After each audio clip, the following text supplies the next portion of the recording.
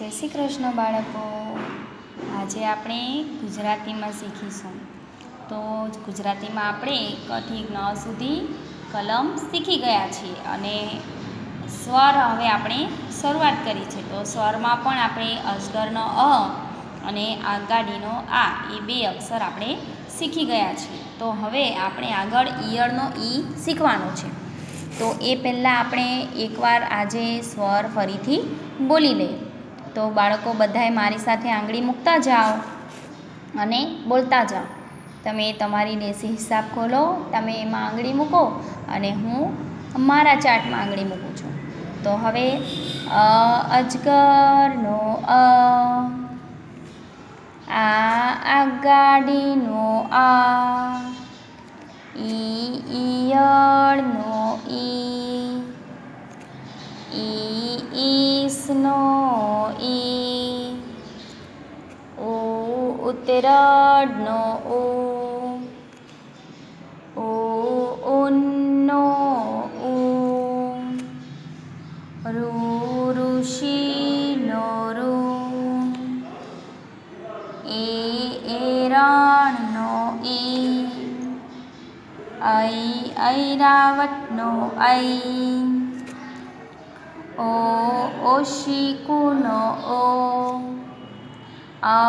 ઔષધનો ઔ, અંબાણીનો અમ, અને બે મીંડા અહ.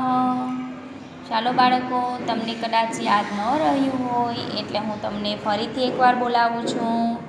અને તમારે રોજ એકવાર સ્વર અને એકવાર વ્યંજન. સ્વર એટલે કે આ અજગરનો અ થી અહ સુધી, અને વ્યંજન એટલે કે કમળના ક થી જ્ઞ સુધી. એવી રીતે તમારે રોજ એકવાર બોલી જવાનું છે અને જોઈને બોલવાનું છે, આંગળી મૂકીને, એટલે તમે અક્ષર પણ ઓળખી શકો. અજગરનો અ, આગાડીનો આ, ઈયળનો ઈ, ઈસનો ઈ, ઉતરડનો ઉ, ઉનનો ઉ, ઋષિનો ઋ, એરણનો એ, ઐરાવતનો ઐ, ઓશિકુનો ઓ, ઔષધનો ઔ, અંબાણીનો અમ, અને બે મીંડા અહ. હવે આવી જ રીતે બાળકો રોજ તમારે પણ અ થી અહ સુધી 2 વાર બોલવાનું છે. અને હવે આપણે આજે લખવાનું છે. હવે આજે આપણે કયો અક્ષર શીખીશું? ઈયળનો ઈ. તો બાળકો નોટ ખોલો અને મારી સાથે લખતા જાઓ. હવે ઈયળનો ઈ કેવી રીતે લખાય જુઓ. આવી રીતે અડધું ગોળ કરી ને ફરીથી આમ આપણે દડાનો ડ શીખી ગયા ને, એવી જ રીતે દડાનો દ લખી અને ઉપર જવાનું છે અને આમ અડધું જ કરવાનું છે, અડધું. જોયું બાળકો?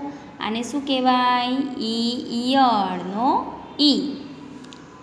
તો તમારે બધાએ આવી રીતે દડાનો દ લખી ઉપર જઈ અને ઈયળનો ઈ લખવાનો છે. બોલતા જાઓ અને લખતા જાઓ. ઈયળનો ઈ, ઈયળનો ઈ, ઈયળનો ઈ, ઈયળનો ઈ. તમે ઈસનો ઈ લખશો ને ત્યારે તમને ખ્યાલ આવશે કે આ અડધું કર્યું છે અને ઈસના ઈમાં આખું આવે છે. ઈયળનો ઈ, ઈયળનો ઈ, ઈયળનો ઈ, ઈયળનો ઈ. હવે બાળકો એક ખાનું છોડી અને ફરીથી અહીં ઈયળનો ઈ લખવાનો છે. તો બધાએ અક્ષર સારા કરી અને આવી જ રીતે બોલતા જવાનું છે અને લખતા જવાનું છે. પણ યાદ રાખજો કે ઉપરથી વધારે આ વળી ન જાય, નહીં તો ઈસનો ઈ થઈ જશે. બધાએ ધ્યાન રાખવાનું છે. ઈયળનો ઈમાં ઉપર થોડો જ વળાંક લેવાનો છે. ઈયળનો ઈ, ઈયળનો ઈ, ઈયળનો ઈ, ઈયળનો ઈ, ઈયળનો ઈ, ઈયળનો ઈ. હવે એવી જ રીતે એક ખાનું છોડી અને આપણે ફરીથી ઈયળનો ઈ લખવાનો છે. આ અક્ષરો છે ને બાળકો થોડા ભારી હોય છે, એટલે મેં તમને આખા પાનામાં એકવાર લેસન કરવાનું આપ્યું છે અને આપણે એવી જ રીતે લખવાનું છે.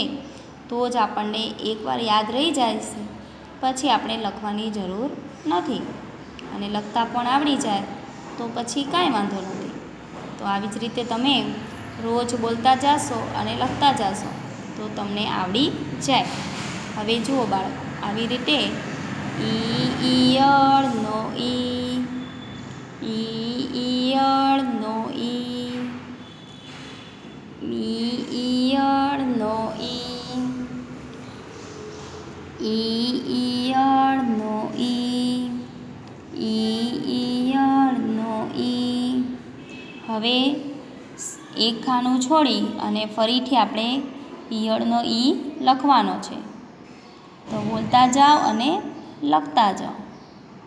ઈયળનો ઈ, ઈયળનો ઈ, ઈયળનો ઈ, ઈયળનો ઈ, ઈયળનો ઈ, ઈયળનો ઈ, ઈયળનો ઈ, ઈયળનો ઈ, ઈયળનો ઈ,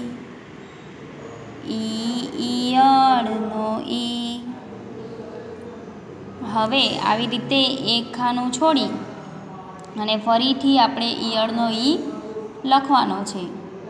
ઈયળનો ઈ, ઈયળનો ઈ, ઈયળનો ઈ, ઈયળનો ઈ, ઈયળનો ઈ, ઈયળનો ઈ, ઈયળનો ઈ, ઈયળનો ઈ, ઈયળનો ઈ,